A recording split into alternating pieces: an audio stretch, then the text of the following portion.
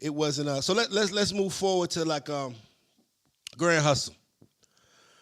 Whew. Wow. Okay. It's dope. We can laugh about this now. Man. Do you feel that Grand Hustle ruined your career and used your street cred in motion and resources back then? Did you feel that way? After like what talking about like after the Grand Hustle situation, like just reflecting No, on it. yeah, yes. As far as why when you were signed to Grand Hustle or whatever, like when everything was cool, do you think they were ruining you, or do you think they had good intentions? Like, what do you think their intentions were? Well, Dro brought me, Mm-hmm. and I know Dro super. His intention was super good. This For the sure. same guy who was coming to pick me up out the projects when I ain't had nothing. And For sure. his album was on the way to gold. You know what I'm saying? So I Mm-hmm. know that was pure, but you know, like Dro's assigned to Grand Hustle, and the overhead of many people that's over him. You know what I'm saying? Who make the decision. So the way that he feel about me is not the way that everybody else is gonna feel about me or embrace me. You see Amen. what I'm saying? Yes, sir. And I felt like, as you know, younger, I felt like I was supposed to be embraced. You know what I'm saying? I'm like, shit, I'm over here. I'm at Grand Hustle. I'm representing it. I'm in the streets with it. You know what I'm saying?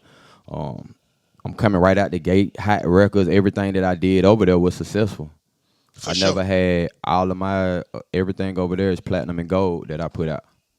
Mm. So I mean, you know, I stood up to I stood up to the task.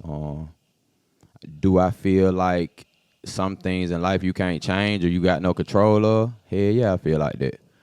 With Tip getting in, trouble and doing the things and going through the phases that he was going through just in his career, you know, I think that really took a lot of the energy away from me because, you know, in the midst of him going through that, I was at the peak of my run. Yeah, for sure. Like, album about to drop, like 2 singles going crazy. I already at Interscope. And I feel like the business of Grand Hustle, which who I was signed to, I know that their loyalty and their web, you know, it lied with Tip as it should be. That's his. He built that. He the brand He with the him. brand. Yeah. He's everything to that label. But I feel like at that time, a lot of those incidents kind of pulled away from what I had created and pulled the light off of it. You know what I'm saying? And it kind of simmered down. And when the simmering down happened, I felt like Grand Hustle, I wanted to see them fight a little bit more for something that you knew was a prize, something that was already showed and proved, something that was already showing you that this was a great asset to the company. Even if you was looking at it from a business standpoint and gaining and making, it's like, why don't you keep the gas on the hottest on your labor right now? Facts. You see what I'm saying? So I had to deal with all those questions, like why ain't the gas been put on? Yeah. So all of that stuff and trying to figure it out. And I just, like I say, I made the decision to say, hey, I'm buzzing right now. I'm young. I believe in what I do. I believe in my craft. I don't believe that no one person makes me. I know that this blessing is a God-given blessing, God-given talent, and I'm gonna take my talents elsewhere. You know what I'm saying? While I'm still buzzing, while I still have my buzz, and try to reach the pinnacle that I've been trying to reach. With no disrespect, it was a business decision for Leland. You feel me? No, facts. And that's big, bro. You know what I'm saying? Like, do you feel like that at some point in time back then that you were getting in your own way? Yeah, I feel like a lot of times I got in my own way. Not just speaking in that situation that we was just relating to, but yeah, I feel like sometimes I did get in my own way. I mean, because you came in with a hit. Ain't I was a hit before anybody jumped on it. For sure. Do you think that was ego ever at play when it came to Grand Hustle? With them or with me? With both.